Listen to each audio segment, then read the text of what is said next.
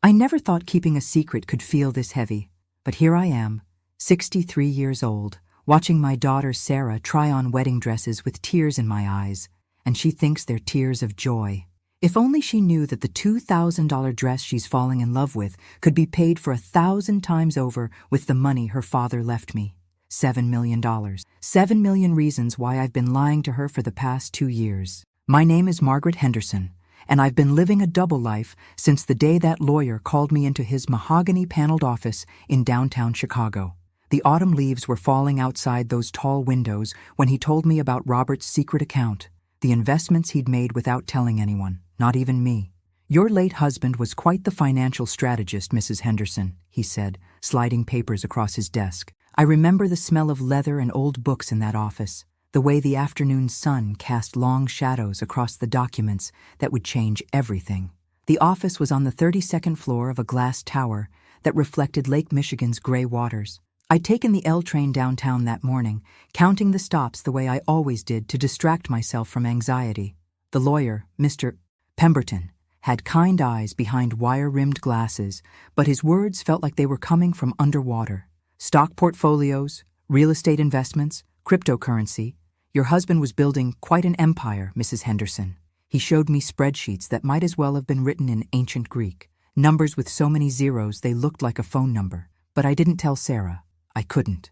You see, my daughter had spent years resenting her father for what she thought was his financial irresponsibility. She blamed him for our modest lifestyle, for the second-hand cars, for the small house in Oak Park where the heating bill made us choose between warmth and groceries some winters. She never knew he was building something bigger, something meant to secure our future. And after he died of that sudden heart attack at 58, her resentment only grew deeper. Robert had been a maintenance supervisor at the local high school, coming home every day with grease under his fingernails and stories about broken boilers and leaky roofs. Sarah saw him as a man who lacked ambition, who was content with a blue-collar job while her friends' fathers wore suits and drove new cars. What she didn't see were the nights he spent at our kitchen table, laptop open, researching investments and teaching himself about financial markets through YouTube videos and library books. "Dad could have done more with his life," she'd said at his funeral, standing in our small living room surrounded by casseroles from neighbors. "He was smart enough, but he never tried to better himself." Those words had cut me deeper than the grief, because I knew she was wrong, but couldn't prove it without revealing secrets Robert had asked me to keep until the time was right. That time never came. The heart attack took him before he could explain his master plan to either of us. So when that inheritance landed in my lap like a thunderbolt, I made a choice that's been eating at me ever since. I kept it secret. I watched my daughter struggle through graduate school, taking on student loans, working 2 part-time jobs at a coffee shop and a tutoring center, all while I had enough money sitting in a bank account to solve every problem she'd ever have. The guilt tastes like copper pennies in my mouth every morning when I wake up in the same small bedroom I'd shared with Robert. Surrounded by his clothes, I still haven't had the heart to donate. Now, she's getting married to David, a sweet accountant from Milwaukee who reminds me of Robert in all the best ways. David has the same quiet intelligence, the same way of listening more than he speaks, the same gentle hands that know how to fix things. But Sarah's been stressed about wedding costs, showing me Pinterest boards on her cracked iPhone screen, pointing to simple decorations and budget venues while I nod and suggest ways to save money. The irony burns like acid in my chest, but I can't bring myself to tell her the truth, because I know what would happen. She'd hate her father even more for keeping secrets, and she'd hate me for keeping them too. She'd question every struggle we'd endured, every sacrifice we'd made, every lesson about living within our means. She'd wonder if her father's death could have been prevented with better health care, if stress about money had contributed to his heart attack, if the life insurance policy that barely covered his funeral expenses was just another lie. Something's about to happen that will test everything I believe about the choice I made, and I'm terrified that the foundation of lies I've built might crumble beneath us both, taking our relationship down with it. The humiliation came on a Tuesday morning at Kleinfeld's bridal, of all places. Sarah had saved for months to afford this appointment, skipping lunches and walking to work instead of taking the bus, all to have enough money for what she called the dress shopping experience of a lifetime. I watched her face light up as she tried on dress after dress, each one more beautiful than the last, her reflection in the three-way mirror showing a radiant bride-to-be who deserved every happiness in the world. The saleswoman, a sharp-featured woman named Victoria, with perfectly manicured nails and a smile that never reached her eyes, had been polite enough until she ran Sarah's credit card. The boutique smelled like expensive perfume and new fabric, with crystal chandeliers casting rainbow patterns across white walls lined with gowns that cost more than most people's cars. Classical music played softly overhead, creating an atmosphere of refined elegance that made Sarah's excitement palpable. "I'm sorry, miss, but this card has been declined," Victoria announced loudly enough for half the store to hear. The boutique fell silent except for the soft classical music, and I could see other customers turning to stare. Sarah's face went from radiant to mortified in the span of a heartbeat, her cheeks flushing the deep red that had embarrassed her since childhood. "That's impossible," Sarah whispered, her voice shaking as she pulled out her phone to check her banking app. "I checked my balance this morning. I've been saving for 8 months. Her hands trembled as she showed Victoria the screen, but the saleswoman barely glanced at it, her attention already shifting to more promising customers. Sarah tried 2 more cards, her emergency credit card and a debit card connected to her savings account, while other brides and their mothers watched from nearby fitting rooms like spectators at a car accident. Each decline felt like a public slap, and I could see my daughter shrinking into herself with every rejection. The beautiful dress she'd been wearing suddenly looked like a costume she had no right to wear. Victoria's patience evaporated like morning dew, replaced by barely concealed disdain that made my blood boil. "Perhaps you should consider our more budget-friendly options," she said, gesturing toward a rack of simpler dresses in the back corner near the alterations room. "Or maybe come back when you're more financially prepared for this kind of purchase." The words hit Sarah like physical blows, and I watched my strong, independent daughter, the one who'd earned her master's degree in social work while working 2 jobs, who spent her days helping troubled teenagers find hope, shrink into herself like a scolded child. The other customers whispered among themselves, their judgment thick in the air like expensive perfume. One mother actually pulled her daughter away from us, as if financial struggle might be contagious, whispering something about people who shop above their means. Another bride-to-be smirked at her friend, loud enough for us to hear. "That's why you always call the bank before you go shopping for something this expensive." Sarah's hands trembled as she gathered her purse, her dreams of the perfect dress dissolving in front of everyone. The beautiful gown she'd been wearing hung loose around her shoulders now, as if it too was rejecting her. "I need to change back," she whispered, her voice barely audible as tears threatened to spill over. "Mom, I'm so sorry," she whispered to me as we walked toward the exit, past displays of veils that cost more than her monthly rent and shoes that cost more than her car payment. I thought I had enough saved. I've been so careful with money, just like Dad taught me. The irony of that statement nearly brought me to my knees. Her father, who she thought was financially irresponsible, had actually left us more money than she could spend in a lifetime. The October air outside felt sharp against our faces as we stood on the sidewalk, watching other happy families enter the boutique we'd just been humiliated in. Sarah's shoulders shook with silent sobs, and I pulled her into my arms the way I had when she was little and had scraped her knee or been teased at school. But this hurt was deeper, more complex, tied up in adult dreams and financial realities that I could fix with a single phone call. I wanted to march back to that counter, pull out my black American Express card, the one connected to Robert's inheritance, and buy every dress in that store just to see Victoria's face change. I wanted to tell my daughter that she never had to worry about money again, that her father had loved her enough to secure her future in ways she couldn't imagine. Instead, I put my arm around her shoulders and walked toward the L train station, carrying the weight of 7 million reasons why I should speak up and one overwhelming reason why I couldn't. What would you do in my place? Would you have broken your daughter's heart to heal her pride?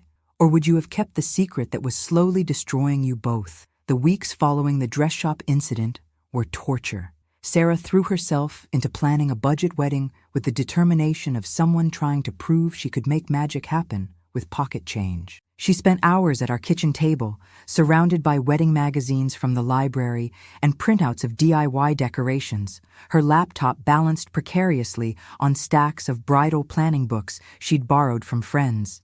Our kitchen had become wedding central, with color-coded spreadsheets taped to the refrigerator and mason jars lined up on the counter for centerpiece testing.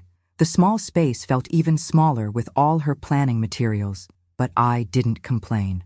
Watching her work so hard to create something beautiful on a shoestring budget broke my heart in ways I couldn't express. I watched her calculate and recalculate costs on the back of envelopes, the same way her father used to figure out our monthly budget. She'd inherited his careful attention to numbers, his ability to make every dollar stretch, but none of his hidden financial genius. The sight of her chewing her pencil eraser while crossing out too expensive options made my chest ache with a pain that had nothing to do with my age. "Mom, what do you think about mason jars for centerpieces?" she asked one evening, showing me a Pinterest photo on her cracked phone. The screen had been damaged when she dropped it rushing between her two jobs, but she couldn't afford to fix it and had been living with the spiderweb of cracks for months. I could fill them with wildflowers from that field behind David's parents' house in Wisconsin. It would be almost free, and kind of rustic chic, right? Almost free. Those words echoed in my head as I looked around our small kitchen with its outdated appliances and peeling linoleum, the same kitchen where Robert had sat every night after work, eating dinner while secretly researching investments on his phone. I could have renovated this entire house with what I spent on groceries in a month now, but Sarah still saw me as the same struggling widow who clipped coupons and bought generic brands. The deception had become so natural that sometimes I forgot I was living a lie. I'd catch myself reaching for store-brand cereal at the grocery store, then remember I could afford the name brand, could afford to buy the entire store if I wanted to.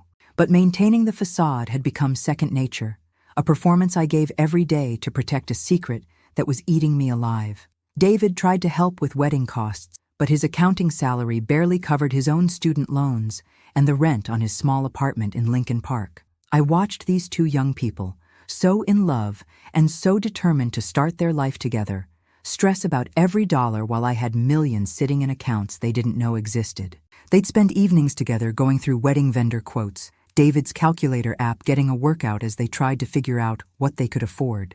"Maybe we could ask the DJ to play music for just 4 hours instead of 6, Sarah suggested one night, her voice tight with stress. "Or we could skip the cocktail hour and just do dinner."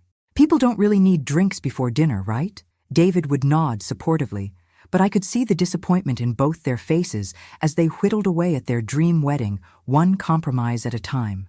The breaking point came when Sarah called me crying after visiting another venue. "They wanted a $5,000 deposit just to hold the date, Mom. $5,000. That's more than I make in 2 months at the coffee shop." Her voice cracked with exhaustion and disappointment, and I could hear traffic in the background. She was calling from the parking lot of the venue, too upset to drive home immediately. "Maybe David and I should just go to City Hall," she continued, her words coming out in a rush. "Maybe a real wedding is just too expensive for people like us. Maybe we're being unrealistic, thinking we deserve something special." The defeat in her voice was crushing, and I gripped the phone so tightly my knuckles went white. People like us. If only she knew that people like us now included millionaires who could buy that venue outright without blinking. But how could I tell her without destroying everything she believed about her father, about our family, about the careful way she'd learned to live within her means? That night, I made a decision that would change everything. I couldn't keep watching my daughter sacrifice her dreams while I hoarded the solution to all her problems. But I also couldn't just hand her a check for $7 million and expect her to understand. The shock would be too great, the questions too painful, the resentment toward her father too deep to overcome. I needed a plan, something that would help her without revealing the full truth about what her father had left behind. Something that would let her have the wedding she deserved while preserving the memory of the man who'd made it all possible. Something was about to shift in our carefully balanced world of secrets and sacrifice, and I prayed I was making the right choice for both of us. My plan started small, the way all the best deceptions do. I began with anonymous gifts, a wedding dress payment that appeared to come from a contest Sarah had supposedly entered months ago. I spent hours at the Oak Park Library, using their computers to create fake emails and websites, learning HTML and graphic design from YouTube tutorials like a 63-year-old spy mastering the art of digital deception. The learning curve was steep, but I was motivated by love and desperation. I created an entire fictional bridal magazine called Midwest Bride Dreams, complete with a professional-looking website, social media accounts, and a contest entry form that I backdated to make it look like Sarah had entered months earlier.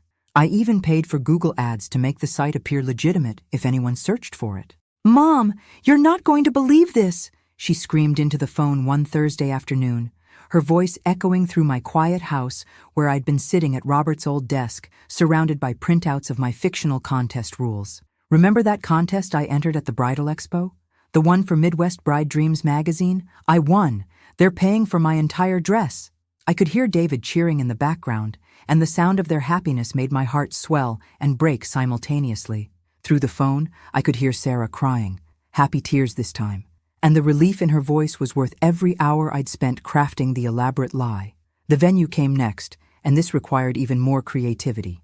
I contacted the Riverside Country Club, where she'd fallen in love with the garden pavilion, and made an anonymous donation to their Young Couples Fund, a charity I invented and funded entirely myself. I created official-looking letterhead, wrote a mission statement about helping deserving couples start their marriages in beautiful settings, and even established a small board of directors using fake names and stock photos. Within a week, Sarah received a call from the venue coordinator, a sweet woman named Jennifer who was genuinely excited to deliver good news. "Sarah, I'm calling because you've been selected for our Young Couples Wedding Assistance Program," Jennifer said, her voice warm with enthusiasm.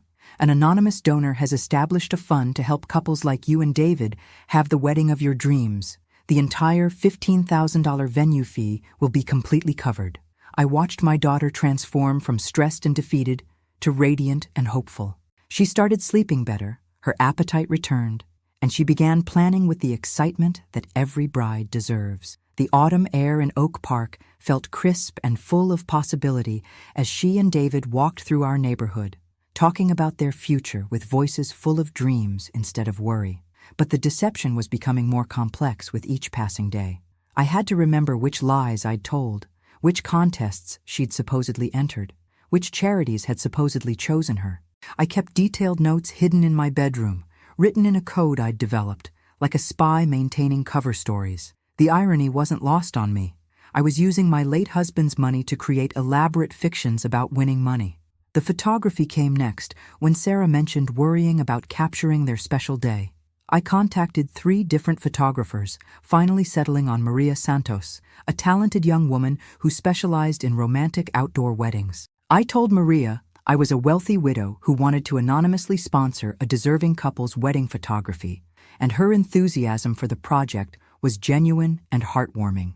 "Mrs. Henderson, this is such a beautiful gesture," Maria said during our secret meeting at a coffee shop in downtown Chicago. "I love being part of something that will make their day perfect." She agreed to contact Sarah directly, explaining that she'd had a cancellation and wanted to offer her services at no charge as a random act of kindness. The real test came when Sarah insisted on taking me to lunch to celebrate her good fortune.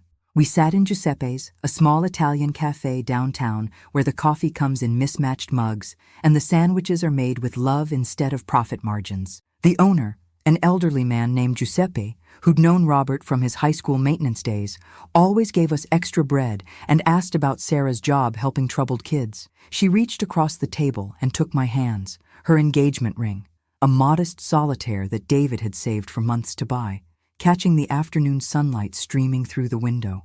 "Mom, I know these past few years have been hard since Dad died," she said, her voice soft with emotion. "I know you've been struggling financially, and I've felt so guilty about wedding expenses, but somehow everything is working out." Tears filled her eyes as she continued. "It's like Dad is watching over us, making sure we're okay. Like he's finally able to provide for us the way he always wanted to, but couldn't when he was alive." The words hit me like a physical blow, because she was more right than she could possibly know. If only she knew how right she was. Her father was taking care of us in ways she couldn't imagine, but instead of feeling like a blessing, the truth felt like a burden I couldn't share. How do you tell someone that their entire understanding of their family's financial situation is built on lies? How do you explain that the father they resented for being irresponsible had actually been the most responsible man who ever lived? The weight of the secret was becoming unbearable, but I was in too deep to turn back now. Something bigger was coming, a moment that would test whether love built on lies could survive the truth. The cracks in my perfect deception started showing 3 weeks before the wedding. Sarah had become suspicious of her incredible luck, and her social worker instincts were kicking in. She'd always been good at reading people, at sensing when something didn't add up, and now those skills were turning toward me with the intensity of a searchlight. "Mom, don't you think it's weird that I've won all these contests?" she asked one evening as we addressed wedding invitations at my dining room table. The autumn wind rattled the windows of our small house, and I could smell the pot roast cooking in the slow cooker. The same recipe I'd been making for 30 years, back when we really did have to stretch every dollar to make ends meet. The invitations were beautiful, another prize from a fictional stationery company contest I'd created. Sarah had spent hours choosing the perfect wording, the elegant script font, the cream-colored paper with subtle gold accents. Now, as we carefully wrote each guest's name in calligraphy, she was questioning the very foundation of her good fortune. "I mean, what are the odds?" she continued, her pen hovering over an envelope addressed to her college roommate. "The dress, the venue, the photographer, the invitations. Even the florist called yesterday saying someone had paid for our centerpieces as a random act of kindness. It's like I'm living in some kind of fairy tale, but fairy tales don't happen to real people." My hands froze over the invitation I was addressing to my sister in Phoenix. I'd gotten carried away with the anonymous gifts, unable to stop myself from solving every problem she mentioned. When she'd worried about photography costs, I'd contacted Maria directly. When she'd stressed about flowers, I'd arranged for the florist to receive an anonymous payment with instructions to tell Sarah it was a mistake order being donated. Each lie had seemed small in the moment, but together they formed a pattern that my intelligent daughter was starting to recognize. "Sometimes good things just happen, sweetheart," I said, trying to keep my voice steady while my heart hammered against my ribs. "Maybe the universe is finally giving you a break after all the hard work you've put in." But even as I said it, I could see the doubt in her eyes, the way she was connecting dots I'd hoped would stay scattered. The real crisis came when she decided to investigate. Sarah spent her lunch break the next day calling the Midwest Bride Dreams magazine about the contest she'd supposedly won. She was thorough, the way she'd been trained to be in her social work program, asking specific questions about contest rules and winner selection processes. When the phone number I'd listed went to a Google Voice account I'd set up, she became even more suspicious. The website looked professional, but under scrutiny, it was clearly new, with no archived content or established online presence. Her investigative instincts, honed by years of working with teenagers who were expert liars, kicked into high gear. "Mom, we need to talk," she said when she arrived at my house that evening, her face pale and serious. David was with her, looking uncomfortable and confused, his usually cheerful demeanor replaced by concern. They sat across from me in my living room, the same room where Robert and I had raised her, where we'd celebrated birthdays and holidays, where we'd told her that her father had died. The room felt smaller with the weight of their suspicion filling it. Family photos lined the mantel. Sarah's graduation from college, her and David's engagement party, Robert and me on our wedding day 25 years ago. All those memories, all that history, and now it might all be tainted by the lies I'd told. "The contest doesn't exist," she said quietly, her voice steady, but her hands shaking slightly. "The magazine website was created 3 weeks ago. The venue's Young Couples Fund was established the same day I visited there. The photographer's random act of kindness came from someone who specifically requested to help a couple matching our exact description." Her eyes searched my face, looking for the truth I'd been hiding for 2 years. "Someone is paying for my wedding, and I think I know who. The question is why you felt you had to lie about it instead of just helping me directly." I felt my carefully constructed world collapsing like a house of cards in a windstorm. All my elaborate deceptions, all my anonymous gifts, all my attempts to help without revealing the truth. It was all falling apart because I'd underestimated my daughter's intelligence and determination. "Sarah, I can explain," I started, but she held up her hand to stop me, the same gesture she'd used as a child when she was too angry to listen to excuses. "Mom, do you have money? Real money? Because if you've been struggling to pay for groceries while secretly funding my entire wedding, I need to know. I can't accept charity from my own mother while thinking she's barely getting by." Her voice cracked with emotion, and I realized that my attempts to protect her had created an even more painful situation. David reached over and took her hand, his quiet presence a comfort in the storm of accusations and revelations. "Mrs. Henderson," he said gently, "we just want to understand. If you're in a position to help, that's wonderful. But the secrecy is what's hurting Sarah. She feels like she can't trust what's real anymore." The moment of truth was here, the confrontation I'd been dreading and anticipating for months. Everything I'd built on lies was about to crumble, and I had no idea if what remained would be strong enough to hold us together. The weight of $7 million in secret inheritance pressed down on me like a physical force, and I knew that whatever I said next would change our relationship forever. The silence in my living room stretched like a taut wire, ready to snap. Sarah and David sat across from me, waiting for an explanation that would either heal or destroy everything we'd built together. I looked at the family photos on the mantel, at Robert's gentle smile frozen in time, and made the decision that would change our lives forever. "Your father left us $7 million, I said quietly, the words falling into the room like stones into still water. $7 million that you don't know about because I've been hiding it from you for 2 years. Sarah's face went through a series of expressions: confusion, disbelief, shock, and finally, a kind of stunned silence that made my heart ache. David's mouth fell open, and he looked between Sarah and me as if we were speaking a foreign language. "That's impossible," Sarah whispered, her voice barely audible. "Dad was a maintenance worker. He drove a 15-year-old Honda. We shopped at thrift stores and used coupons for everything. There's no way he had that kind of money." I stood up and walked to the old secretary desk in the corner, the one Robert had bought at a garage sale 20 years ago. From the bottom drawer, I pulled out a thick manila folder containing bank statements, investment portfolios, and legal documents that told the story of my husband's secret financial genius. "He started investing when you were in middle school," I said, returning to my chair and spreading the papers on the coffee table between us. "Small amounts at first, money he saved from doing odd jobs on weekends. He taught himself everything, read books, watched videos, studied the market like it was his religion." Sarah picked up one of the bank statements with trembling hands. The numbers were staggering. Accounts with balances that had more zeros than she'd ever seen outside of lottery commercials. "But why didn't he tell us? Why did we live like we were poor if he was making all this money?" "Because he was building something for our future," I explained, my voice thick with emotion. "He didn't want to change how we lived. Didn't want money to change who we were as a family.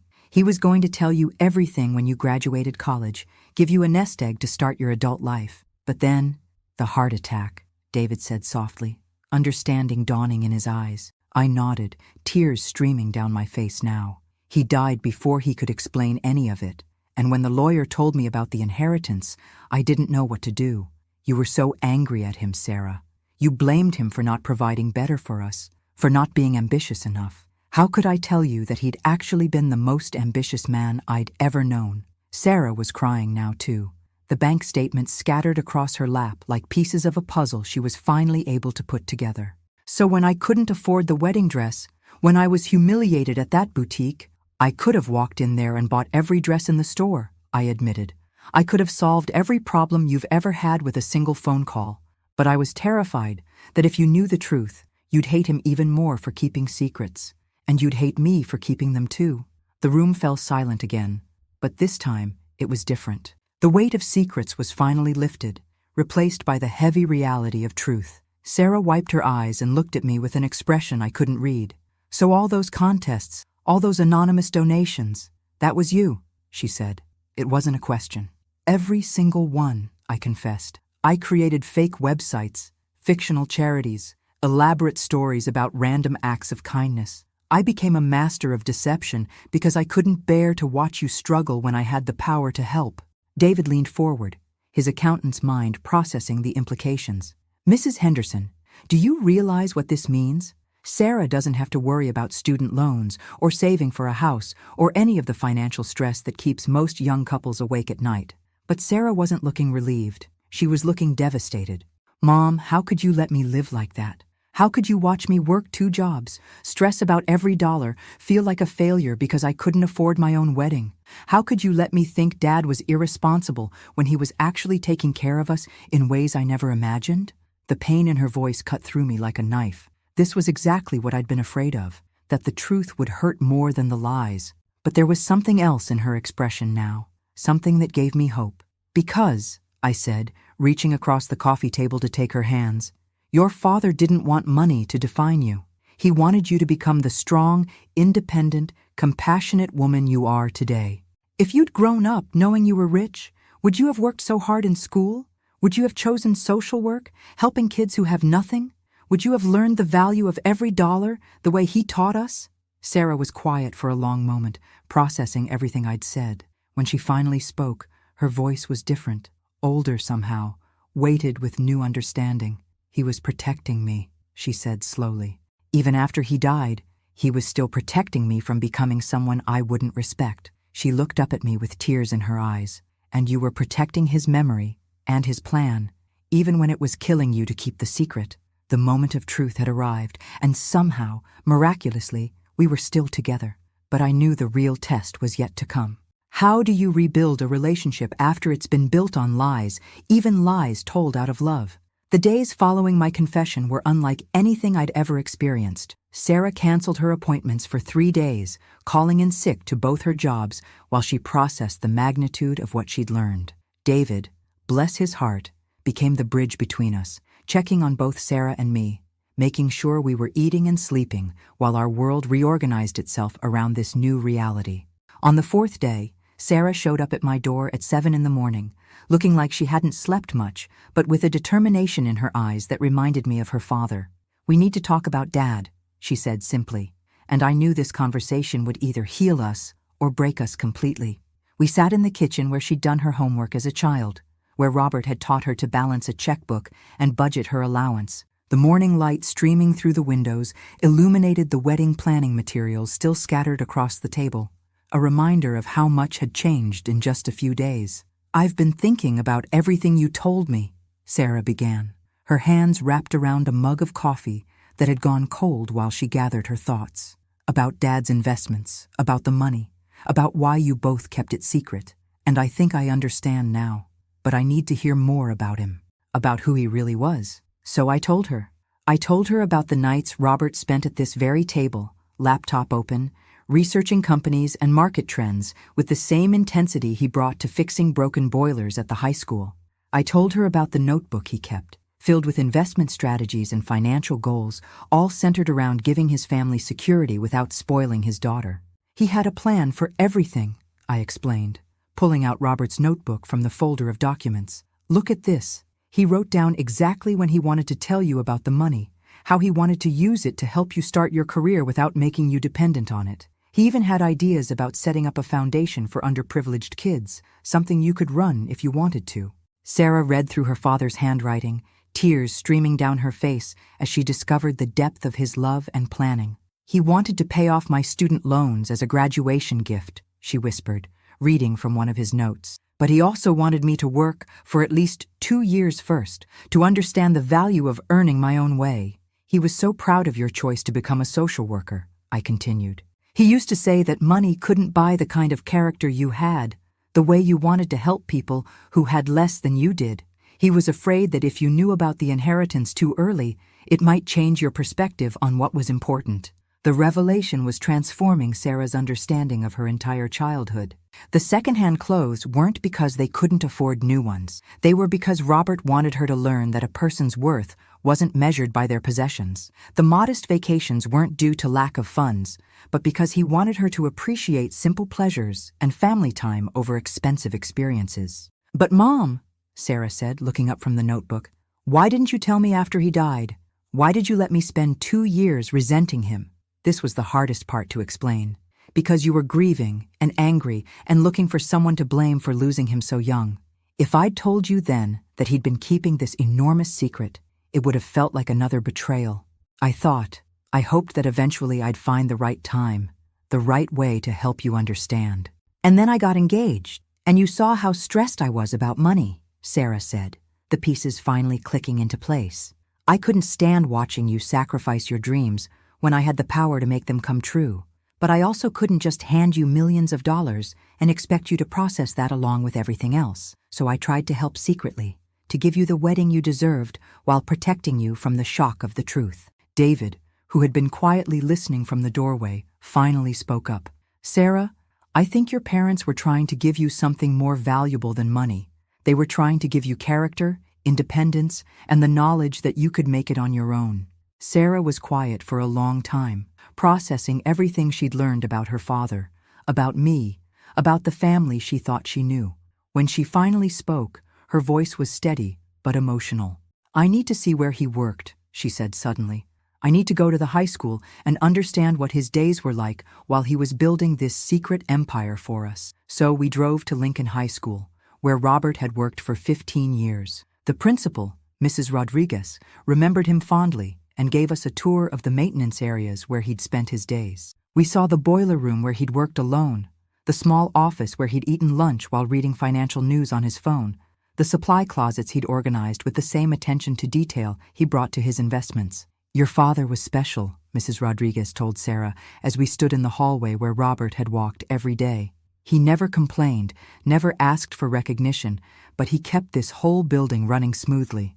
The kids loved him because he always had time to listen, and the teachers respected him because he solved problems before they became crises. He was building two legacies, Sarah said quietly as we drove home.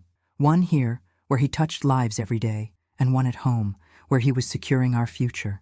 And I never saw either one clearly. That evening, Sarah made a decision that surprised me. I want to keep the wedding simple, she said. Not because we can't afford more, but because Dad would have wanted it that way. He would have wanted us to celebrate love and family, not show off wealth. But Sarah, I protested, you can have anything you want now. The dress, the venue, the flowers, everything can be exactly what you dreamed of. She smiled, and for the first time in days, it reached her eyes. What I dreamed of was marrying David, surrounded by people who love us. The money doesn't change that dream. It just means I don't have to stress about making it happen. The healing had begun, but I knew we still had more work to do. The foundation of our relationship had been shaken, but maybe, just maybe, we could build something stronger on the truth than we'd ever had on lies. 2 weeks before the wedding, Sarah made an announcement that took my breath away. She had spent days going through Robert's financial records, his notebooks, and his investment strategies with the help of David's accounting expertise. What she discovered was that her father hadn't just been building wealth, he'd been building a legacy. Mom, I want to do something with Dad's money that would make him proud, she said, sitting across from me at Giuseppe's Cafe, the same place where she'd thanked me for her good luck just weeks earlier. I've been thinking about what he wrote in his notebook, about starting a foundation for underprivileged kids. She pulled out a folder thick with plans and research. I want to establish the Robert Henderson Foundation for educational support. We could help kids who are aging out of foster care, provide scholarships for students whose parents work in blue-collar jobs like Dad did, maybe even fund programs that teach financial literacy to teenagers. The scope of her vision was breathtaking.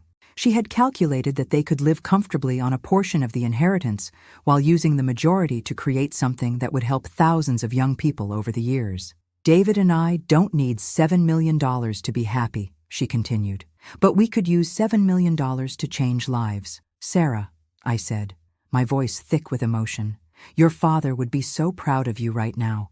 This is exactly what he hoped you'd become, someone who understood that real wealth comes from what you give, not what you keep. But there was still one more revelation to come, and it would test everything we'd rebuilt between us. 3 days later, Sarah came to my house with David and a man I didn't recognize, a tall, distinguished gentleman in his 50s, wearing an expensive suit and carrying a briefcase. Mom, this is James Morrison. He's a private investigator. My blood ran cold. A private investigator? Sarah's expression was serious, but not angry. Mom, I needed to understand everything. Not just about Dad's money, but about what you've been doing for the past 2 years. I hired James to trace all the anonymous donations, all the fake contests, everything you created to help me. James opened his briefcase and pulled out a thick file. Mrs. Henderson, your daughter asked me to document your activities over the past few months. What I found was remarkable. He spread photographs and documents across my coffee table, pictures of me at the library, learning web design, copies of the websites I'd created, records of the donations I'd made to real charities in addition to the fake ones I'd invented for Sarah's benefit. You didn't just create fake contests for Sarah, James continued. You also donated $50,000 to the local food bank, $75,000 to the homeless shelter, $100,000 to the children's hospital. You've been giving away money all over Chicago, helping people who had no idea where the help was coming from. Sarah was crying now, but they were tears of pride, not pain. Mom, you weren't just keeping Dad's secret. You were living his values. You were using his money the way he would have wanted, to help people without seeking recognition or praise. I was stunned.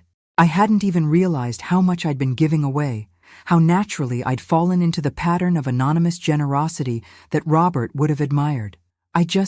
When I saw people struggling, I remembered how we used to struggle, and I wanted to help. That's exactly what Dad would have done, Sarah said, reaching across the table to take my hands. You weren't just protecting his money. You were protecting his heart, his character, his way of seeing the world. David spoke up, his voice warm with admiration. Mrs. Henderson, do you realize that you've probably changed dozens of lives over the past 2 years? Families who kept their homes because of anonymous mortgage payments, students who stayed in school because of mysterious scholarships, small businesses that survived because of unexpected donations. The confrontation I'd been dreading had become something entirely different, a celebration of the good that had come from Robert's legacy, even when it was hidden in secrecy. But Sarah wasn't finished yet. There's one more thing, she said, her voice steady but emotional. James also investigated the day at Kleinfeld's when I was humiliated trying to buy my wedding dress. My heart stopped. Sarah, what did you find? James pulled out another set of documents. The saleswoman who treated you so poorly, Victoria Manning, has a history of discriminating against customers she perceives as having less money. Several complaints have been filed against her, and the store has been investigating her behavior. I contacted the store manager, Sarah continued. I told them about our experience, about how Victoria treated us. They were horrified, and they wanted to make it right. What did you tell them? I asked, afraid of the answer. Sarah smiled, and it was the most beautiful smile I'd seen from her in years. I told them that my mother had taught me that a person's worth isn't measured by their bank account, and that their employee needed to learn that lesson too. I also told them that we'd found a much better place to shop, where they treat every customer with respect, regardless of their budget. Victoria was fired, James added, and the store has implemented new training programs for all their staff about treating customers with dignity. The justice was poetic and perfect. Not cruel revenge, but a consequence that might prevent other brides from experiencing the humiliation we'd endured. Sarah had handled it with the grace and wisdom that Robert had hoped to instill in her. I'm proud of you, I said, tears streaming down my face. Your father would be so proud of the woman you've become. I'm proud of you too, Mom, Sarah replied. You carried an impossible burden for 2 years, and you carried it with love and grace. You protected Dad's memory. You protected me from making decisions for the wrong reasons, and you used his gift to help people all over the city. The healing was complete, but more than that, we had discovered that the foundation Robert had built wasn't just financial. It was moral, emotional, and spiritual. He had created a legacy of love that had guided both Sarah and me, even when we didn't fully understand it. The wedding was 1 week away, and for the first time in 2 years, I felt like we were truly ready to celebrate not just Sarah and David's love, but the enduring love of a man who had never stopped taking care of his family, even from beyond the grave. What would you do in my place? Would you have found the courage to trust in love over fear, in truth over comfortable lies? The wedding day dawned crisp and clear, with the kind of October sunshine that makes Chicago look like a postcard. Sarah had decided to keep most of the arrangements I'd secretly made, the dress, the venue, the flowers. But she'd added her own touches that honored her father's memory in ways that made my heart sing. Instead of expensive centerpieces, she used mason jars filled with wildflowers, just as she'd originally planned. But now each jar had a small card explaining that the wedding was celebrating not just the union of Sarah and David, but the launch of the Robert Henderson Foundation for Educational Support. In lieu of traditional wedding favors, donations would be made to local charities in each guest's name. I stood in the bridal suite at Riverside Country Club, watching my daughter put on the dress that had caused us so much pain and ultimately led to so much healing. She looked radiant, but more than that, she looked peaceful in a way I hadn't seen since her father died. "Mom," she said, turning to face me as David's sister finished adjusting her veil, "I have something for you." She handed me a small wrapped box, her eyes bright with tears and joy. Inside was a locket, antique gold with an intricate engraved pattern. When I opened it, I found 2 pictures, one of Robert from our wedding day, young and handsome and full of dreams, and one of Sarah from her college graduation, proud and accomplished and ready to change the world. "The inscription," Sarah said softly, and I turned the locket over to read the words engraved on the back. "Love builds the best foundations, Sarah and Robert Henderson." "I wanted you to carry both of us with you today," she explained, "because none of this would have been possible without the foundation Dad built and the love you protected."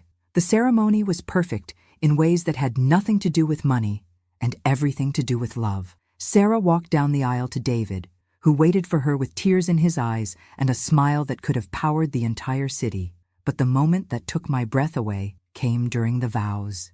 "David," Sarah said, her voice clear and strong, "I promise to love you with the kind of quiet strength my father showed my mother. I promise to build our future together with the same careful planning and hidden generosity that he used to take care of our family. And I promise to remember that the best gifts in life aren't the ones that cost the most, but the ones that come from the heart." David's vows were equally moving, but it was his final words that made everyone in the garden pavilion reach for their tissues. "Sarah, I promise to love you the way your father loved your family, completely, selflessly, and with a vision for the future that goes beyond what we can see today. And I promise to help you honor his legacy by using the gifts he left us to make the world a better place." The reception was a celebration of love, family, and the power of second chances. Giuseppe, the cafe owner who'd known Robert, gave a toast about how my husband had been the kind of man who fixed things quietly, without seeking credit or recognition. "He fixed boilers, and he fixed hearts," Giuseppe said, raising his glass, "and he's still fixing things from heaven." But the most meaningful moment came when Sarah stood to address our guests. "2 years ago, I thought I knew everything about my family," she began, her voice steady and strong. "I thought my father was a simple man who hadn't accomplished much in his life. I thought my mother was struggling to make ends meet after his death. I was wrong about both of them." She told the story, not all of it, but enough to help people understand the journey we'd been on. She talked about hidden legacies and quiet love, about the difference between wealth and riches, about the courage it takes to trust someone else's vision for your life. "My father left us more than money," she concluded. "He left us a blueprint for how to live with integrity, how to help others without seeking recognition, and how to build something that lasts longer than any of us will. Today, David and I aren't just starting a marriage. We're committing to continue the work my father started and my mother protected." As the evening wound down and guests began to leave, Sarah and David pulled me aside for a private moment. "Mom," Sarah said, "we have one more surprise for you." They handed me an envelope with my name written in Sarah's careful handwriting. Inside was a single sheet of paper, legal documents establishing me as the first board chair of the Robert Henderson Foundation. "We want you to run it," David explained.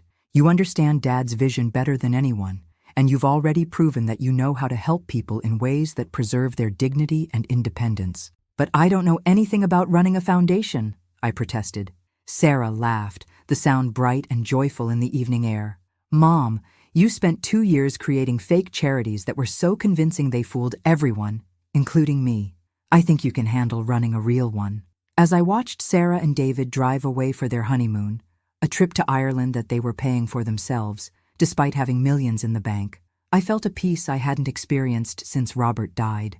The secret that had nearly destroyed us had ultimately brought us closer together. The lies I'd told out of love had led us to a deeper truth about what really matters in life. Robert's legacy wasn't just the money he'd left us. It was the values he'd instilled, the love he'd shown, and the example he'd set of how to take care of the people you love without making them dependent on you. Sarah had learned those lessons, even when she didn't know she was learning them. And now she would pass them on to others through the foundation that bore his name. 6 months later, the Robert Henderson Foundation had helped 50 young people transition out of foster care, provided scholarships to 30 students whose parents worked in blue-collar jobs, and established financial literacy programs in 10 Chicago high schools. Sarah had quit one of her part-time jobs to focus on the foundation work, but she'd kept her position at the social services agency because, as she told me, Dad would want me to keep helping kids with my hands as well as his money. The foundation office was in a modest building in Oak Park, not far from the house where Robert and I had raised Sarah. On the wall hung a picture of him in his maintenance uniform, smiling as he fixed a broken water fountain at Lincoln High School. Underneath was a plaque with his favorite saying, something he'd told Sarah 100 times when she was growing up. The best way to take care of yourself is to take care of others. I think about that day at Kleinfeld's sometimes, about the humiliation and pain that started this whole journey toward truth. Victoria, the saleswoman who treated us so poorly, never knew that her cruelty had set in motion a chain of events that would help thousands of young people get a better start in life. Sometimes the worst moments in our lives become the catalysts for the best things we ever do. Sarah and David are expecting their first child now, a little girl they plan to name Roberta in honor of her grandfather. They've already started a college fund for her, but more importantly, they've started planning how to teach her the values that Robert instilled in our family, that wealth is about what you give, not what you keep, and that the best gifts are often the ones given in secret. As for me, I'm busier than I've ever been, running the foundation and discovering that I have a talent for seeing needs that others miss and finding creative ways to meet them. I still live in the same small house in Oak Park, still shop with coupons sometimes out of habit, still remember what it felt like to choose between heating and groceries. But now I also know what it feels like to change lives, to honor a legacy, and to discover that love really does build the best foundations. Robert was right about everything: the investments, the timing, the importance of character over cash. But most of all, he was right about Sarah. She became exactly the kind of person he hoped she'd be: strong, independent, generous, and wise enough to know that the best inheritance isn't money in the bank, but love in the heart and purpose in the soul. Sometimes I wonder what would have happened if I'd told her the truth from the beginning, if I'd handed her that inheritance the day after the funeral. Would she have made the same choices? Would she have become the same person? I'll never know for sure, but I believe that everything happened exactly as it was meant to happen. The secret that nearly broke us ultimately made us stronger. The lies that felt like betrayals became the foundation for deeper truth. And the love that Robert built into every dollar he saved continues to grow and multiply, touching lives he never met and solving problems he never knew existed. That's the real magic of love. It doesn't end when we do. It keeps working, keeps building, keeps creating good in the world long after we're gone. Robert knew that when he made his first investment, and I know it now as I watch his legacy unfold in ways he never could have imagined. The wedding dress is hanging in Sarah's closet now, waiting for the day when little Roberta might want to wear it. But the real inheritance, the love, the values, the commitment to helping others, that's already being passed down to the next generation. And that's worth more than all the money in the world. The end.